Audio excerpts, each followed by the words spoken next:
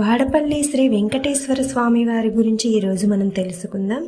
అశేష భక్తజనం సందర్శించే ఆరాధ్య దేవాలయాల్లో వాడపల్లి ఒకటి. వాడపల్లి తీర్థం అనగానే వాడవాడలా ఉత్సవమే. ప్రతి సంవత్సరం చైత్రశుద్ధ ఏకాదశి నాడు శ్రీ స్వామివారి కళ్యాణ మహోత్సవాలు అత్యంత వైభవంగా జరుగుతాయి. గోదావరి నదీపాయ అయిన గౌతమి తీరంలో కొలువున్న ఈ స్వామిని దేవర్షి నారదుడే ప్రతిష్ఠింపచేశాడంటారు. మన రాష్ట్రంలో అత్యంత పురాతన చరిత్ర గల ఆలయాలలో ఇది ఒకటి. ఆనాడు దండకారణ్యంగా పిలువబడే ఈ ప్రాంతంలో 400 సంవత్సరాల క్రితం స్వామి వెలిసినట్లు ఆలయ చరిత్ర ద్వారా తెలుస్తోంది. నేడు ఈ ఆలయం అత్రేపురం మండలం వాడపల్లిలో ఉంది.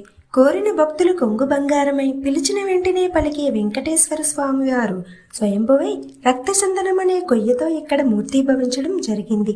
ఇటువంటి కొయ్య విగ్రహం ఒక్క వాడపల్లి క్షేత్రంలోనే ఉండటం విశేషం.